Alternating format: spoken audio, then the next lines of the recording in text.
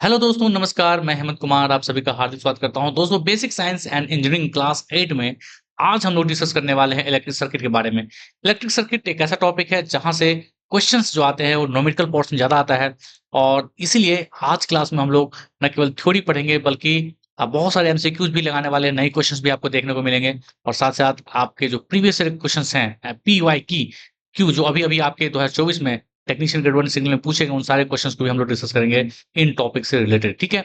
तो आइए इस क्लास को स्टार्ट करते हैं। क्लास के अंत तक जरूर बने रहिएगा और 3 नंबर अपने पक्के जरूर करने हैं आपको, ठीक है? चलिए दोस्तों, तो क्लास को स्टार्ट करते हैं। सबसे पहले मैं बता दूं आपको कि आज की क्लास में हम लोग हमारा जो फोकस होगा किन चीजों पे होगा। सबसे पहले फोकस हमारा होगा लॉ ऑफ रेसिस्टेंस पे। हम लोग पढ़ने वाले हैं लॉ ऑफ रेसिस्टेंस, ठीक है? देन हम लोग पढ़ने वाले हैं केसीएल। देन हम लोग पढ़ेंगे केवीएल, ठीक है? इसके बाद हम लोग डिस्कस करेंगे न्यूमेरिकल बेस्ड एमसीक्यूज। बहुत सारे क्वेश्चंस करने वाले हैं आज की क्लास में, ठीक है? जो क्योंकि यहाँ सारा का सारा खेल प्रैक्टिस का है। जितनी जितने अच्छे तरीके से आप प्रैक्टिस करेंगे उतना ही ज्यादा बेहतरीन आपका कॉन्सेप्ट बूस्ट होगा और आपके एग्जाम में क्वेश्चंस आपसे आसानी से सॉल्व होगा, ठीक है? नेक्स्ट हम लोग लगाएंगे पी वाई की। तो इन सारी चीजों का एक फुल कवरेज है आपका इलेक्ट्रिक सर्किट से रिलेटेड। ये क्लास क्लास को अंत तक जरूर बने रहना है और फिर मैं आपको कुछ क्वेश्चंस भी दूँगा जो कि आपको कमेंट बॉक्स में आंसर उसका बताना है, ठीक है? तो चलिए स्टार्ट करते हैं। सबसे पहले हम बात करते हैं लॉ ऑफ रेजिस्टेंस की, इसे हम कहते हैं हिंदी में प्रतिरोध का नियम। देखिए दोस्तों, प्रतिरोध का नियम क्या है? एक्चुअली में क्या है कि जो प्रतिरोध होता है, वो क्या होता है कि एक मान लीजिए कि आपके पास हर एक कंडक्टर में प्रतिरोध होता है, तो एक कंडक्टर के एग्जांपल से हम समझते हैं। मान लीजिए कि आपके पास एक कंडक्टर है ना? इस कंडक्टर के पास इसका एक फिक्स अपना लेंथ होता है ना, इसकी लंबाई होती है और ये लंबाई मैंने मान लिया एल है, ठीक है? और ये जो दोस्तों ये वाला पोर्शन है, ये वाला पोर्शन, इसको हम लोग कहते हैं क्रॉस सेक्शनल एरिया। क्या कहते हैं? अनुप्रस्थ काट का क्षेत्रफल, ठीक है? अनुप्रस्थ काट का क्षेत्रफल जिसे हम ए से रिप्रेजेंट करते हैं। तो यहाँ पर लॉ ऑफ रेजिस्टेंस यही कहता है कि किसी भी तार की जो लंबाई है, जैसे-जैसे बढ़ती है, किसी भी तार की लंबाई जैसे-जैसे बढ़ती है, उसकी जो रेजिस्टेंस है, उतना ही अधिक होता जाएगा। जैसे-जैसे उसकी लंबाई हम बढ़ाएँगे, उसकी रेजिस्टेंस भी बढ़ता जाएगा। देखिए, क्यों ऐसा होता है? क्योंकि देखिए, अगर मान लीजिए कोई करंट पास कर रहा है इसके अंदर से, है ना? तो इसके अंदर से करंट पास करता जा रहा है, तो इसको जो है ना कई सारे ऑब्स्टेकल से क्या करना पड़ता है? सामना करना पड़ता है और निश्चित रूप से इसकी लंबाई जितनी होगी, है ना? अगर मान लीजिए इसकी लंबाई हम बढ़ा करके या मान लीजिए और थोड़ी-सी लंबाई बढ़ा दी हमने, इसकी लंबाई को 2L कर दिया, है ना? पहले L था और हमने इसकी लंबाई को दुगुना कर दिया, ठीक है? तो जो इसकी लंबाई है, ये मान लेते हैं हम 2L हमने कर दिया, दोगुना कर दिया इसकी लंबाई को। तो यहाँ पर अगर आप देखेंगे कि रेजिस्टेंस को इतनी दूरी तक ही सफ़र करना पड़ रहा था, है ना? टकराते हुए बढ़ना पड़ रहा था क्योंकि आपको पता है कि बहुत सारे इलेक्ट्रॉन्स होते हैं, फ्री इलेक्ट्रॉन्स, और ये फ्री इलेक्ट्रॉन्स से टकराने के बाद करंट पास करता है। ये सॉरी, इसके इसमें जो ऑब्स्टेकल्स होते हैं उससे टकराने के बाद ही ये फ्री इलेक्ट्रॉन्स क्या करता है? करंट को जनरेट करता है ना? तो ये इतना दूर तक इसको टकराना पड़ा। लेकिन अगर हमने इसके तार की लंबाई को बढ़ा दिया है, तो इसके अंदर जब करंट एंटर करेगा, तो इसको देखिए कितना ऑब्स्टेकल को सामना करना पड़ेगा। बहुत सारे चीज़ों से टकराते हुए इसको निकलना पड़ेगा, काफ़ी दूरी तक टकराना पड़ेगा। चूँकि हमने इसकी लंबाई को बढ़ा दिया है, तो इसका मतलब यहाँ पर रेजिस्टेंस भी ज़्यादा फेस करना पड़ रहा है करंट को, है ना? इसका मतलब रेजिस्टेंस भी ज़्यादा फेस करना पड़ रहा है हमारे करंट को। तो इसीलिए कहा गया है कि किसी भी तार की लंबाई को बढ़ाते हैं, तो उसका रेजिस्टेंस भी उसी के रेशियो में बढ़ता है। यानी कि R is directly proportional to L। इस चीज़ को आपको अच्छे से समझ लेना है। तो फर्स्ट लॉ तो यही कहता है कि R is directly proportional to I, that means जो किसी भी चार्ज तक का प्रतिरोध जो है उसके लंबाई के समानुपाती होता है। यही चीज़ हिंदी में यहाँ पर लिखा हुआ है, ठीक है? ओके।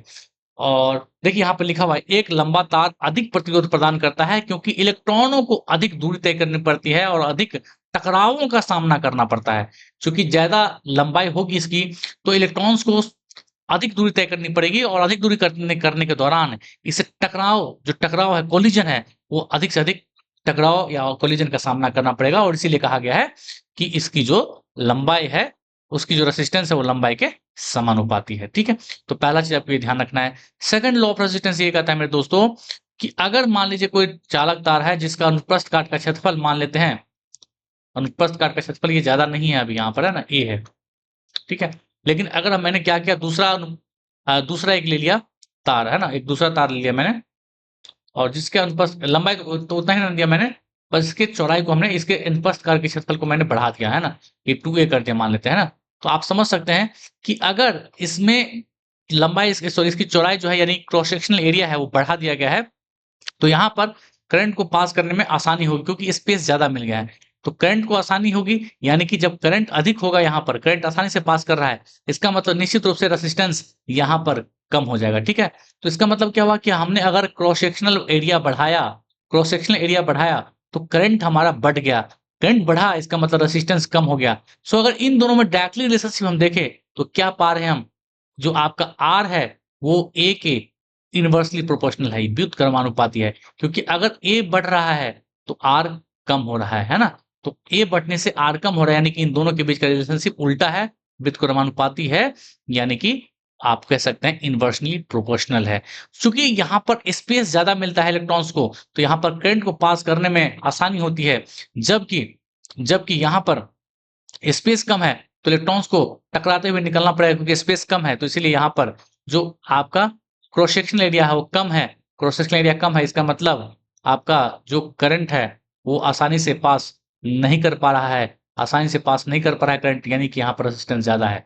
सो आपको समझ में आ गया होगा कि जहाँ पर क्रॉस सेक्शनल एरिया कम है, वहाँ पर रेजिस्टेंस ज़्यादा है, लेकिन जहाँ पर क्रॉस सेक्शनल एरिया ज़्यादा है, वहाँ पर रेजिस्टेंस कम है। यानी कि आप देख सकते हैं दोनों में व्युत्क्रमानुपाती का रिलेशनशिप है ना? व्युत्क्रमानुपाती का रिलेशनशिप है, यानी कि इनवर्सली प्रोपोर्शनल है। और ये आपको इक्वेशन याद रखना है दोनों। ये आपका इक्वेशन नंबर 2 हो गया। ठीक है दोस्तों? इन्हीं दोनों को हम अगर हम क्या करते हैं मिलाते हैं, है ना? यहाँ पर देखते हैं, उसके बाद आगे डिस्कस करेंगे। इन दोनों को अगर हम मिलाते हैं तो ये क्या बनेगा? R is directly proportional to L upon A, है ना? इक्वेशन फर्स्ट एंड सेकंड से। और जब आप इसको इस प्रोपोर्शनैलिटी को हटाते हैं, तो यहाँ पर एक एक्स्ट्रा टर्म ऐड होता है। इस टर्म को हम लोग कहते हैं, इस टर्म को हम लोग क्या कहते हैं? रेसिस्टिविटी कहते हैं। क्या कहते हैं? रेसिस्टिविटी। दोस्तों इस रेसिस्टिविटी को हम लोग इंग्लिश में कहते हैं, सॉरी हिंदी में कहते हैं प्रतिरोधकता। और ये बहुत अच्छे से ध्यान रखिएगा, प्रतिरोधकता पर बेस्ड कई सारे क्वेश्चन पूछे गए हैं। अगर मैं केवल इस साल की बात करूं तो ऐसा कोई शिफ्ट नहीं होगा जिसमें प्रतिरोधकता से बेस्ड, ऐसा कोई एग्जाम नहीं होगा जिसमें नहीं पूछा गया है।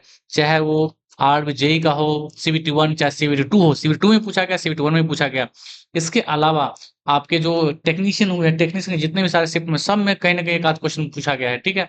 इसके बाद और भी जो एग्जाम्स हुए हैं एनटीपीसी का, हर एग्जाम में पूछे गए इससे रिलेटेड। ठीक है? और टेक्नीशियन ग्रेड 1 में तो इससे रिलेटेड काफी सारे क्वेश्चन थे। ठीक है? तो इसको आपको अच्छे से ध्यान रखना है। ओके, सो इसे रेसिस्टिविटी कहते हैं। और देखिए ये आर तो यहाँ पर रेसिस्टेंस है, ये आई आर क्या रेसिस्टेंस है, एल लेंथ है, लंबाई है मीटर में, और ए आपका क्रॉस सेक्शनल एरिया है, अनुप्रस्थ का क्षेत्रफल, इसका यूनिट क्या होता है? Metre square. और ये रो क्या है? रो है आपका रेसिस्टिविटी, यानी कि प्रतिरोधकता। ध्यान रखना है दोस्तों कि इसका जो यूनिट होता है वो आपका ओम मीटर होता है। क्या होता है? ओम मीटर। ठीक है? अच्छे से ध्यान रखेंगे, कई बार पूछा गया है ये क्वेश्चन, आरआरबी जेईई सीवीटी 1 में पूछा गया था। ठीक है? ओम मीटर होता है इसका यूनिट रेसिस्टिविटी का। ध्यान रखेंगे, आप देखेंगे रेसिस्टिविटी पूछ रहा है, रेसिस्टिविटी या प्रतिरोधकता, आप वहां पर ऑप्शन में आपके पास ओम भी रहेगा, एन ओम। तो आपको ओम में क्लिक करके नहीं आना है, आपको ओम मीटर में क्लिक करके आना है, क्योंकि ओम होता है प्रतिरोध का यूनिट, है ना? रेसिस्टेंस का यूनिट होता है। जबकि यहाँ पर क्या पूछा जा रहा है? प्रतिरोधकता की बात की जा रही है। तो प्रतिरोधकता के केस में आप ऑलवेज रिमेंबर ओम मीटर होता है इसका यूनिट। ठीक है? ओके। तो यहाँ पर ये जो आपके रूल्स हैं ध्यान रखना है, एक तो इसके लंबाई के समानुपाती होता है, दूसरा इसके क्रॉस सेक्शनल एरिया के व्युत्क्रमानुपाती होता है। साथ ही साथ यहाँ पर एक चीज आपको ये ध्यान रखना है कि ये जो आपका रो है, रो क्या है? रो बेसिकली आपका जो रो है ये डिपेंड करता है नेचर ऑफ मटेरियल पर। ठीक है? ये किसी और चीज पर डिपेंड नहीं करता है, बल्कि नेचर ऑफ मटेरियल पर डिपेंड करता है। यानी कि क्या? पदार्थ के प्रकृति पर निर्भर करता है, पदार्थ के प्रकृति पर निर्भर करता है। इस चीज को आप, इस पॉइंट को आप अच्छे से ध्यान रखेंगे।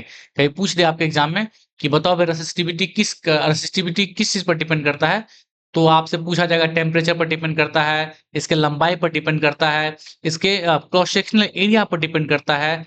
आपको आंसर देना है या इन सब में से किसी पर डिपेंड नहीं करता है। अगर ऑप्शन में मिल जाए कि पदार्थ के प्रकृति पर निर्भर करता है, तो आपको केवल और केवल ये ऑप्शन आपको करेक्ट करके आना है। ठीक है? तो अच्छे से ध्यान रखेंगे, क्योंकि देखिए क्या होता है कि इसमें बेसिकली है तो ये कांस्टेंट। आप बोलेंगे ना कि सर ये तो आपने बताया अभी ये प्रोपोर्शनैलिटी कांस्टेंट है, जब आपने इस प्रोपोर्शनल को हटाया तो यहाँ पर ये ऐड हुआ है ना। रो, तो ये रो है तो कांस्टेंट, तो फिर निर्भर कैसे करेगा किसी और चीज पे? जी हाँ, तो ये कांस्टेंट होता है, लेकिन सेम मटेरियल के लिए कांस्टेंट होता है। मान लीजिए कि ये वायर आपके पास ये गोल्ड का है, तो गोल्ड का जो वायर है वो इतनी लंबाई की हो या इतनी लंबाई की हो या क्रॉस सेक्शन एरिया कितनी भी हो इसकी, है ना, इस पर डिपेंड नहीं करेगा। गोल्ड का जो रो है, अगर मान ली तो यहाँ पर रो अगर 2 है, 2 ओम मीटर है, तो यहाँ पर भी 2 ओम मीटर ही होगा, ठीक है, इसका भी 2 ओम मीटर होगा। अगर मान लीजिए सिल्वर का है इतना बड़ा, ये सिल्वर है मान लीजिए, ठीक है, ये सिल्वर का है, और सिल्वर का रो अगर आपके मान लीजिए यहाँ पर 5 ओम मीटर है, तो सिल्वर का वायर इतना बड़ा हो या इतना मोटा हो या इतना चौड़ा हो या कुछ भी हो, ये सिल्वर मटेरियल का है, सिल्वर मटेरियल के लिए हमेशा ये सेम रहेगा 5 ओम मीटर, ठीक है।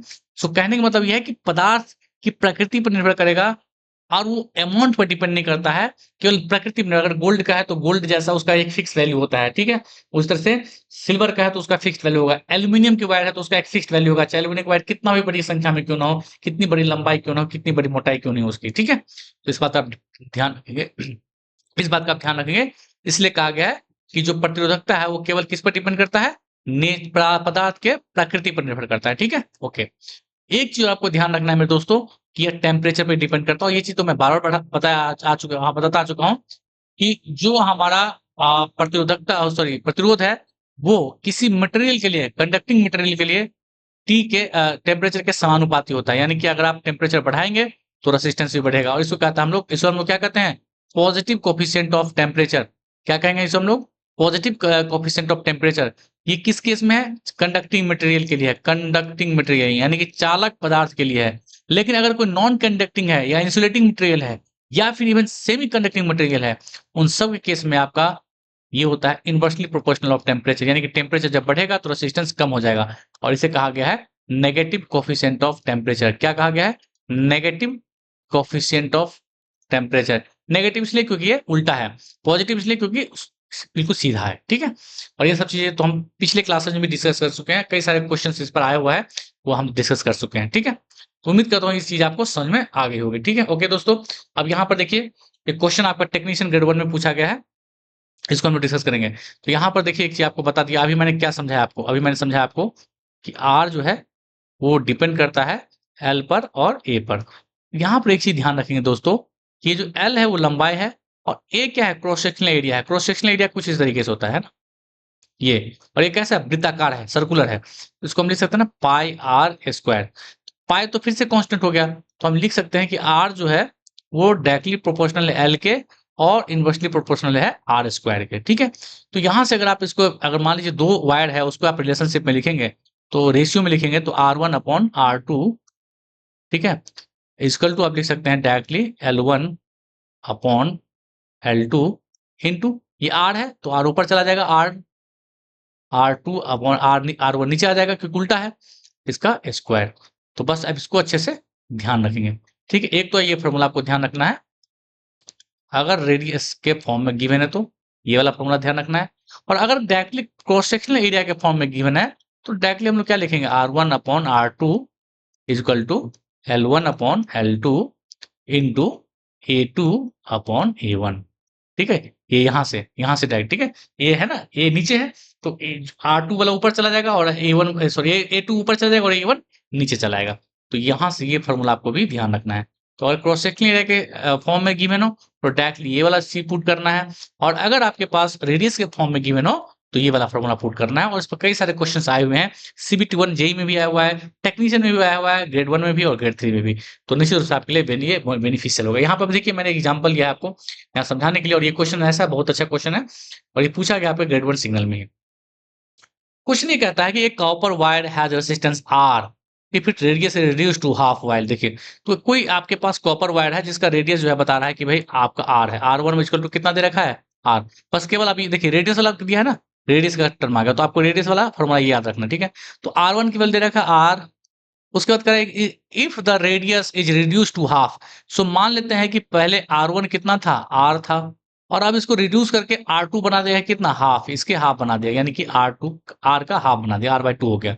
कीपिंग द लेंथ कांस्टेंट, यानी कि L1 जो है वो बराबर है L2 के, और इसे मैंने मान लिया है L, ठीक है, कांस्टेंट है, तो जो पहले लेंथ था वो बराबर अब के लेंथ का, और वो कितना है ये मान लिया L अपना मन से ही, ठीक है।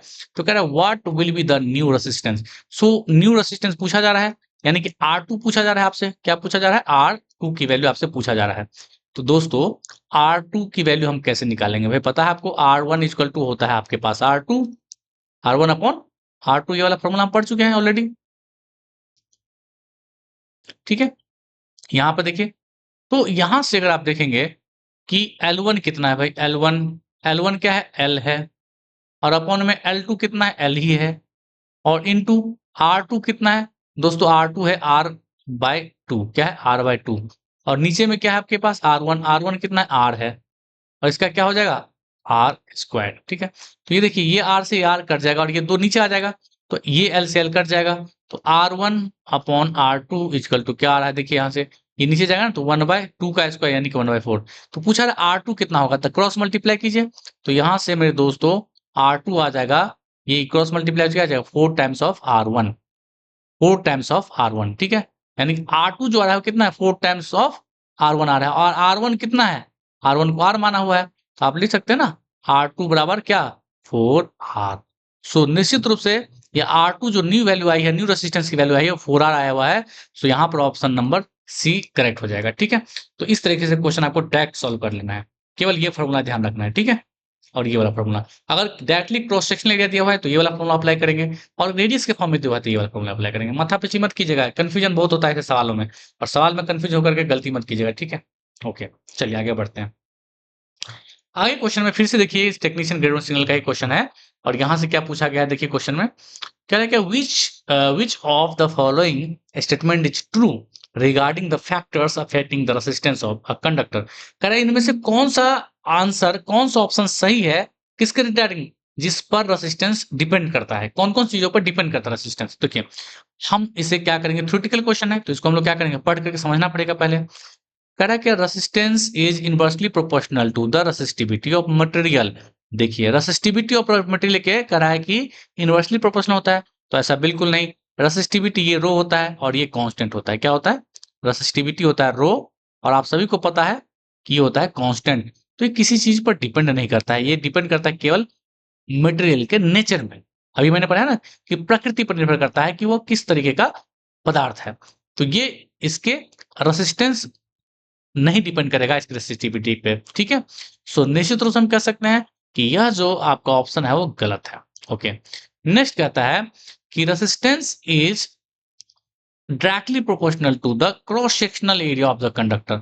हम सभी जानते हैं कि resistance is inversely proportional to the cross sectional area of the conductor, but यहाँ कहा जा रहा है directly proportional. So directly proportional तो है नहीं, है तो इनवर्सली प्रोपोर्शनल, तो निश्चित रूप से ये आपका ऑप्शन बी जो है वो गलत है, तो ये भी सही नहीं है। नेक्स्ट क्या कहता है मेरे दोस्तों, नेक्स्ट कहता है ऑप्शन सी कि resistance is independent of the conductor's length. नहीं, हम सभी जानते हैं कि R is directly proportional to L, independent तो है नहीं, है ना। इंडिपेंडेंट का मतलब हुआ कि निर्भर नहीं है जिस पर, तो निर्भर है, एल पर निर्भर है, लेकिन ये कह रहा है इंडिपेंडेंट है, तो इंडिपेंडेंट तो है नहीं, डिपेंडेंट है, इसलिए ऑप्शन भी गलत हो गया।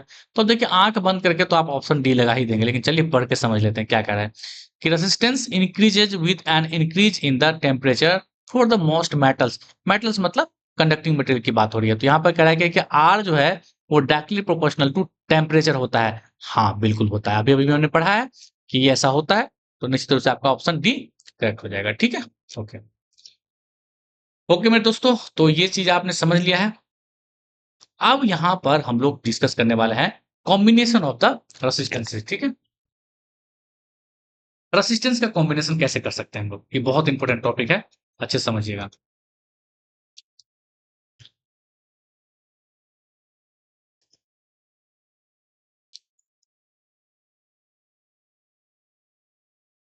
Combination of the resistances. देखिए तो दो तरीके के कॉम्बिनेशन होते हैं मेरे दोस्तों।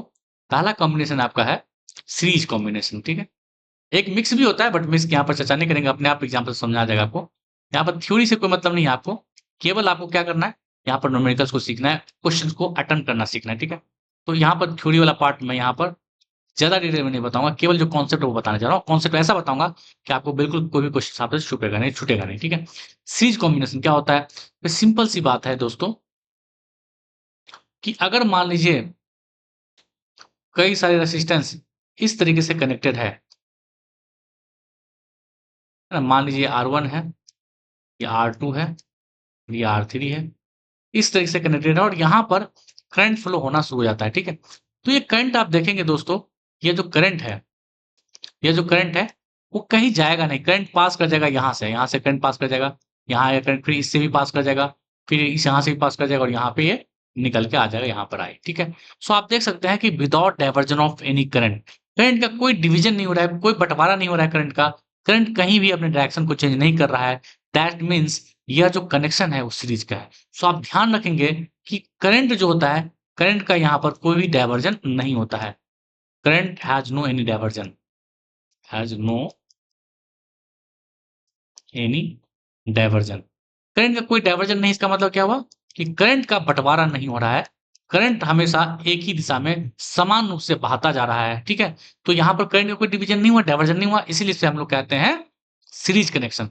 और एक चीज़ यहाँ पर ये ध्यान रखना है कि करंट का वैल्यू हमेशा यहाँ पर सेम होता है, ठीक है? करंट का वैल्यू क्या होता है? करंट सीरीज कनेक्शन के लिए हमेशा सेम होता है। और ये एग्जाम में क्वेश्चन पूछा जा सकता है आपसे कि कौन सा ऐसा कनेक्शन है जिसमें करंट समान होता है, हमेशा कांस्टेंट होता है, निश्चित होता है? तो करंट आपका सीरीज कनेक्शन के लिए हमेशा समान होता है। आप देख सकते हैं करंट का कोई बंटवारा ही नहीं हुआ, तो जो करंट यहाँ था वही करंट आगे बढ़ गया, ठीक है? लेकिन अगर वही केस दूसरा हो जाए, कुछ इस तरीके से बन जाए केस, अगर मान लीजिए कुछ इस तरीके का केस बन जाए कि यहाँ पर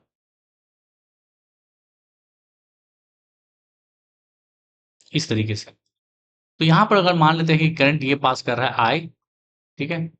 और ये आपके पास मान लेते हैं करंट R1 है, रेजिस्टेंस R1 है, ये R2 है आपका। तो यहाँ पर देखिए इसके पास 2 रास्ते हैं, है ना? इसके पास 2 रास्ते हैं। एक रास्ता ये वाला है और एक रास्ता ये वाला है। तो यहाँ जब करंट आएगा तो उसको 2 रास्ता मिलेगा। कुछ करंट इधर से पास कर जाएगा और कुछ करंट इधर से पास कर जाएगा। तो मान लेते हैं इधर का करंट I1 है, रेजिस्टेंस R1 में, और यहाँ पर रेजिस्टेंस R2 में रेजिस्टेंस करंट कितना हो जाएगा? I2। तो यहाँ पर करंट का डाइवर्जन हो रहा है। तो यहाँ पर लिख सकते हैं करंट का डाइवर्जन होता है। लेकिन जो पोटेंशियल है, जो पोटेंशियल यहाँ पर है, वही पोटेंशियल यहाँ पे है। यहाँ मान लेते हैं V1 है पोटेंशियल और यहाँ पर V2 है। तो पोटेंशियल डिफरेंस जो है वो हमेशा सेम रहता है। यानी कि आप कह सकते हैं कि यहाँ पर करंट का डाइवर्जन नहीं होता है। ये मैं लिख देता हूँ यहाँ पर इस चीज़ को। यहाँ पर करंट का डाइवर्जन, सॉरी, करंट का डाइवर्जन होता है यहाँ पर, है ना? गलती बता दिया मैंने। करंट का यहाँ पर डाइवर्जन होता है। डाइवर्टेड, करंट डाइवर्टेड, ठीक है? और यहाँ पर क्या चीज़ सेम होता है? यहाँ पर पोटेंशियल डिफरेंस सेम होता है, यानी कि यहाँ पर वोल्टेज सेम रहता है इस केस के लिए, ठीक है? वोल्टेज सेम रहता है। पैरेलल कनेक्शन के लिए वोल्टेज हमेशा सेम रहता है। तो आपसे पूछ ले एग्जाम में कि ऐसा कौन-सा कनेक्शन है जिसके लिए वोल्टेज सेम होता है, सीरीज या पैरेलल या सीरीज पैरेलल या पैरेलल सीरीज? तो आप आंसर देंगे for the parallel connection, voltage remains same, है ना? ओके। अब मेन चीज़ आपको यहाँ पे ध्यान रखना है, इसके लिए फ़ॉर्मूला क्या होता है। सो अगर मान लीजिए कि आपके पास सीरीज कनेक्शन है और टोटल रेजिस्टेंस या इफेक्टिव रेजिस्टेंस या इक्विवेलेंट रेजिस्टेंस निकालने के लिए कहे, तो इसका फ़ॉर्मूला होता है सारे रेजिस्टेंस को आपको केवल जोड़ देना है। अगर सीरीज में है, जितने भी उस सारे रेजिस्टेंस को जोड़ देंगे तो वो आपका टोटल रेजिस्टेंस निकल जाएगा उस सर्किट का, ठीक है? इसको आप अच्छे से ध्यान रखेंगे। नेक्स्ट वही बात अगर हम बात करें किसकी?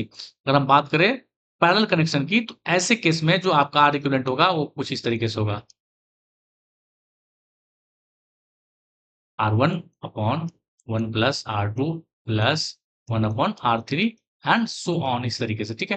तो हमेशा ध्यान रखेंगे कि अगर पैरेलल कनेक्शन की बात की जाए तो वहां पर रेजिस्टेंस का इक्विवेलेंट निकालने के लिए ये फॉर्मूला ध्यान रखना है और सीरीज के लिए आपको ये वाला फॉर्मूला ध्यान रखना है, ठीक है दोस्तों? उम्मीद करता हूँ आपको दोनों फॉर्मूला आपको ध्यान रखेंगे, ठीक है? चलिए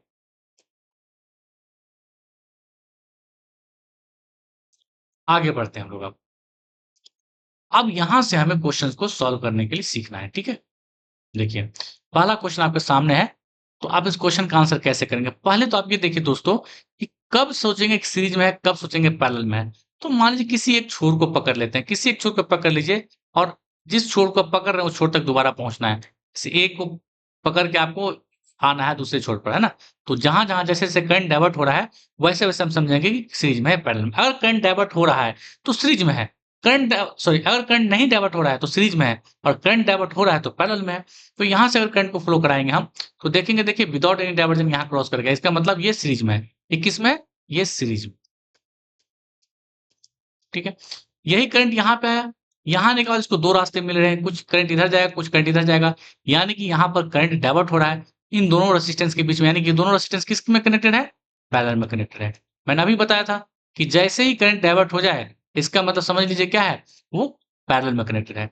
फिर करंट निकल के यहाँ आएगा, यहाँ आने के बाद देखेंगे ये जो करंट है, ये यहाँ पास कर गया विदाउट एनी डाइवर्जन, यानी कि ये फिर से किस में आ गया? ये सीरीज में आ गया। तो यहाँ पर देखिए 2 रेजिस्टेंस यहाँ पर सीरीज में है और 2 यहाँ पे पैरेलल में है। तो हम क्या करेंगे, एक साथ ही सॉल्व कर लेंगे, ज़्यादा लेंथी नहीं खींचेंगे इसको। कैसे सॉल्व करेंगे? देखिए आर इक्विवेलेंट लिखेंगे डायरेक्टली और देखिए जो सीरीज में उसको जोड़ देना है केवल, ये सीरीज में है तो 4 जोड़ दीजिए, ठीक है? ये दोनों आपस में क्या है? पैरेलल में है। 2 रेजिस्टेंस अगर ऐसे है, मान लीजिए एक ट्रिक बताते हैं आपको, 2 रेजिस्टेंस इस तरीके से है R1 अपॉन R2, तो हम लोग क्या लिखते हैं? R equivalent is equal to R1 upon plus R1 upon R2। इसको जो सॉल्व करेंगे दोस्तों तो ये आ जाएगा, देखिए इन दोनों का एलसीएम R1 इंटू R2 आ जाएगा और ऊपर में क्या आ जाएगा? R1 plus R2। लेकिन हमें आर इक्विवेलेंट निकालना तो उल्टा हो जाएगा, तो आर इक्विवेलेंट क्या निकलता है? ये R1 इंटू R2 और अपॉन में R1 प्लस R2।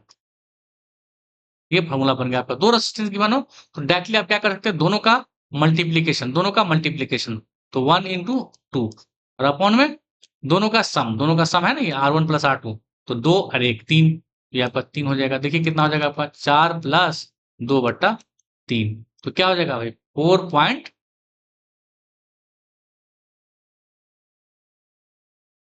हाँ, जो भी है। और उसके बाद आपका ये क्या हो जाएगा? एक और देखिए यहाँ पर एक आपका छूट गई है, 3 ओम का रेजिस्टेंस है ना, तो इसमें आप 3 ओम और जोड़ दीजिए, तो ये हो जाएगा कितना? 7 और ये 2/3 क्या हो जाएगा?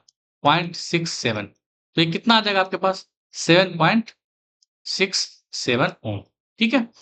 सिंपली आप देखेंगे कि ये दोनों सीरीज में था तो इन दोनों को जोड़ दिया, 4 3 7 हो गया और इन दोनों को सॉल्व कर दिया 1/R1 अपन 1/R2 करके, तो ये फॉर्मूला बन गया। किसी भी 2 रेजिस्टेंस के लिए दोनों का मल्टीप्लाई अपन दोनों का सम ले लेना है। ये मैंने उल्टा क्यों किया? क्योंकि हमें 1/RQ यहाँ पर फॉर्मूला में है। मुझे क्या चाहिए? RQ चाहिए, R इक्विवेलेंट चाहिए। तो चूंकि इसको उल्टा करना पड़ेगा इसलिए इस रिजल्ट को भी उल्टा करना पड़ा। तो ये R1 प्लस R2 अपन R1 इंटू R2 था, ये उल्टा हो क्या हो जाएगा? R1 इंटू R2 अपन R1 प्लस R2, ठीक है? दोनों का मल्टीप्लिकेशन अपॉन में दोनों का सम, ध्यान रखेंगे।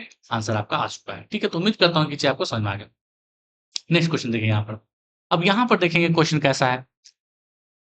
ये देखिए ये आपका क्वेश्चन, ये आपका R1 है, ये R1 है, ये R2 है, इस तरीके से। तो यहाँ से कोई करंट चला, देखेंगे डाइवर्ट हो रहा है। कुछ करंट इधर जाने की कोशिश करेगा, कुछ करंट इधर जाने की कोशिश करेगा। तो यहाँ से जो करंट निकलेगा वो पास कर जाएगा। तो ये सीरीज में हो गया, यही करंट यहाँ आएगा, यही पास करेगा यहाँ तक। तो इसका मतलब ये दोनों किस में है? सीरीज में। यहाँ पर इन दोनों में ये जो करंट चला यहाँ से, ये मान ली I1 है, ये I है, ठीक है? तो ये I1 जो यहाँ पे निकल के आया, यहाँ तक रहेगा, I1 ही रहेगा।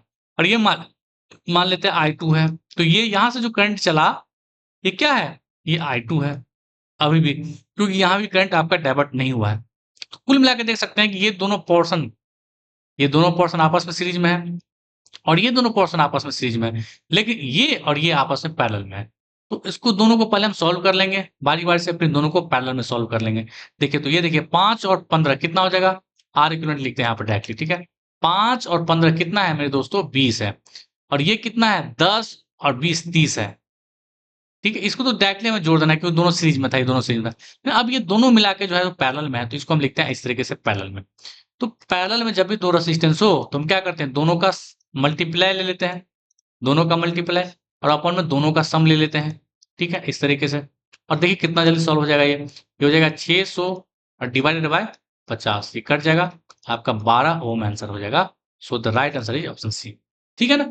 ये बहुत अच्छा है चीज, जब भी 2 रेजिस्टेंस हो दोनों का मल्टीप्लिकेशन अपॉन दोनों का सम मार दीजिए, फटाफट आंसर आपके हाथ में आ जाएगा, ठीक है दोस्तों?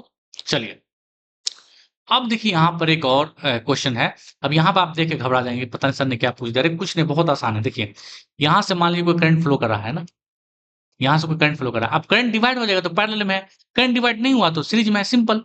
तो यहाँ से देखेंगे यहाँ तक तो करंट आएगा, लेकिन इसके बाद देखिए क्या है कि बहुत सारा पेच है, कुछ करंट इधर जाएगा, कुछ करंट इधर जाएगा, कुछ करंट इधर जाएगा, यानी कि तीनों ब्रांच आपस में क्या है? पैरेलल में है, ठीक है?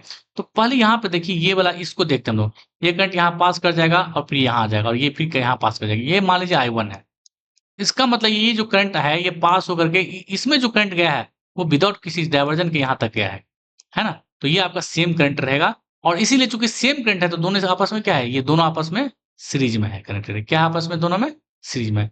और जैसे सीरीज में है तो उसको क्या करेंगे आप सीधे जोड़ देंगे इसको 3 और 2 5 हो जाएगा। देखिए तो फिर से नया डायग्राम बना लेते हैं हम लोग। कुछ इस तरीके से आपके पास डायग्राम है,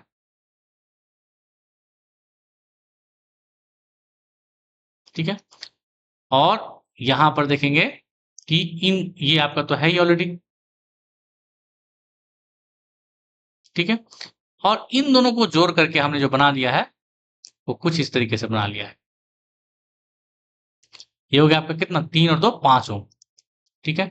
और ये कितना है 5 ओम। और इसके बाद ये कितना था भाई, ये था आपका 1.5 ओम, ठीक है। तो यहां से आपका आ गया ये कितना था 4 ओम, ठीक है, ये वाला 4 ओम। तो ये आपका ये है और ये भी है। अब देखिए यहाँ से ये क्या बन रहा है, देखिए सिस्टम। अब यहाँ से देखेंगे फिर से करंट, कुछ करंट इधर जाएगा और कुछ करंट इधर जाएगा। तो पहले इन दोनों को सॉल्व कर लेते हैं। ये दोनों आपस में क्या है पैरेलल में है, दोनों आपस में पैरेलल में है। और जब भी पैरेलल में हो मेरे दोस्तों तो क्या करना है 5 गुने 5 दोनों का मल्टीप्लीकेशन अपन दोनों का सम, ये हो जाएगा 10। तो क्या हो जाएगा 25/10 यानी कितना 2.5 ओम, ठीक है 2.5 ओम। और एक चीज और ध्यान रखेंगे कि जब भी ये पैरेलल में दो रेसिस्टेंस हो, ठीक है, तो आधा हो जाता है। सेम अगर यहाँ 5 ओम है यहाँ भी 5 ओम है तो इन दोनों पैरेलल में सीधे आधा हो गया, देखिए 2.5 हो गया, है ना। अगर मान लीजिए 3 रेसिस्टेंस होता कुछ इस तरीके से पैरेलल में, ठीक है, और इसका भी 3 ओम है, ये भी 3 ओम है, ये भी 3 ओम है, तो 1/3 हो जाएगा। जितने रेसिस्टेंस है उतने से डिवाइड करना है। 3 को 3 से डिवाइड कर दिया हमने तो कितना आ जाएगा 1 ओम। यहाँ पर 2 रेसिस्टेंस था पैरेलल में तो 5 था, 5 को 2 से डिवाइड कर दीजिए 2.5 आ गया, ठीक है। तो ये समझ में आ रहा है तो ठीक है, नहीं तो ये वाला फॉर्मूला तो अपने पास है, दोनों का मल्टीप्लाई अपन दोनों का सम, बस सॉल्व करके ले आइए। तो ये बात आपको समझ में आ गई होगी बात, ठीक है। यहाँ तक समझ में आ गई होगी। कितना हुआ ये 2.5। अब देखिए फिर से बनाते हैं एक डायग्राम आपको समझाने के लिए। मैं तो इसको ऑरली कर सकता हूँ, बिल्कुल मौखिक रूप से करूंगा। देखिए दोनों 2.5 आ गया, जब 2.5 आ गया तो ये सीरीज में आ जाएगा इसके 2.5 और ये 1.5 किस में आ जाएगा 4 हो जाएगा। और ये 4 और 4 पैरेलल में आ जाएगा, कितना आंसर हो जाएगा 2 हो जाएगा। सो 2 ऑप्शन आप मैं बिना सॉल्व किए कर सकता हूँ, बिना पेन पेपर के कर सकता हूँ, आप भी कर सकते हो। थोड़ा सा प्रैक्टिस करना पड़ेगा बस आपको, ठीक है। ओके, सो नेक्स्ट अगर डायग्राम बनाएंगे यहाँ से देखिए तो कैसे बनेगा। ये आपके पास ये दोनों तो सॉल्व हो चुका है ना। तो ये तो रहेगा ही रहेगा, ये तो रहेगा ही रहेगा, ठीक है। और ये वाला भी रहेगा रहेगा आपके पास। ये आपके पास 1.5 ओम है, बट ये सॉल्व हो चुका है ना। ये सॉल्व हो चुका है, ये दोनों कितना हो जाएगा बताइए, ये दोनों का 2.5, ठीक है। और ये इस तरीके से है, ठीक है। तो अब यहाँ से अगर देखें आप तो यहाँ से जो करंट का रास्ता है फिर से देखिए, कुछ करंट इधर जाएगा कुछ करंट इधर जाएगा। तो ये जो करंट पास करेगा यहाँ तक ये सेम केस सेम करंट है, यहाँ तक सेम करंट है। लेकिन यहाँ जाने के बाद फिर इधर जाएगा कुछ इधर जाएगा, ठीक है। तो इसका मतलब देखिए ये दोनों क्या है सीरीज में, ये दोनों सीरीज में है और उसके पैरेलल में ये 4 ओम है, ठीक है। उसके पैरेलल में 4 ओम है, तो इन दोनों को जोड़ेंगे तो कितना आ जाएगा 4। के पैरेलल में है कौन ये 4। और आपको भी बताया कि दोनों दो अगर सेम रेजिस्टेंस है तो सीधे डिवाइड कर दीजिए 2 से, 3 सेम है तो 3 से डिवाइड कर दीजिए। तो सिंपली आप या तो ऐसे कर लीजिए, आर इक्विवेलेंट इसको निकाल लीजिए 4 गुने 4 अपॉन में 4 प्लस 4, ये 16/8 हो जाएगा आपका 2 ओम, ठीक है। और सिंपली मैंने बताया कि अगर सेम रेजिस्टेंस है, जितना रेजिस्टेंस है सेम रेजिस्टेंस उसको उतना से डिवाइड कर देना है। तो यहाँ पर 2 रेजिस्टेंस 4 ओम 4 ओम 2 रेजिस्टेंस था 4 का, तो 4 को 2 से डिवाइड करेंगे कितना आ जाएगा 2 ओम। तो वैसे भी आपका आंसर आ जाएगा, ठीक है। तो इस तरीके से आप क्वेश्चन को सॉल्व कर सकते हैं जब भी आपके रेजिस्टेंस को करने हैं, ठीक है। चलिए, तो अब देखिए केसीएल और केवीएल का है। तो यहाँ पर दोस्तों केसीएल और केवीएल तो हम नहीं कर पाएंगे आज क्लास में, क्लास लंबा हो जाएगा, ठीक है, क्योंकि बहुत डेप्थ कंसेप्ट है। आपको अगर सीखना है तो इसके लिए केसीएल और केवीएल बात करेंगे। केसीएल और केवीएल ये हम लोग पढ़ेंगे नेक्स्ट क्लास में, ठीक है। केसीएल एंड केवीएल, तो ये दोनों टॉपिक पर मैं अभी मटेरियल तैयार है आपका, मटेरियल पूरा कंटेंट तैयार है हिंदी इंग्लिश दोनों में, है ना। और उसके बाद इस पर हमने न्यूमेरिकल्स भी बहुत सारे कर रखे हैं। तो ये देखिए सारे क्वेश्चन हम लोग कराएंगे, लेकिन ये नेक्स्ट क्लास में करेंगे क्योंकि अभी ये क्लास लंबा हो जाएगा, ठीक है। ठीक है दोस्तों, तो अगर ये आज क्लास अच्छी लगी हो तो क्लास को लाइक कीजिए और चैनल को सब्सक्राइब कीजिए, साथ ही साथ लोगों तक शेयर कीजिए ताकि हमारे ये जो क्लास की क्वांटिटी है क्वालिटी है वो लोगों तक पहुंचे और वो हमारे क्लास से जुड़े, ठीक है। Okay, thank you so much दोस्तों फॉर वॉचिंग। जय हिंद जय भारत।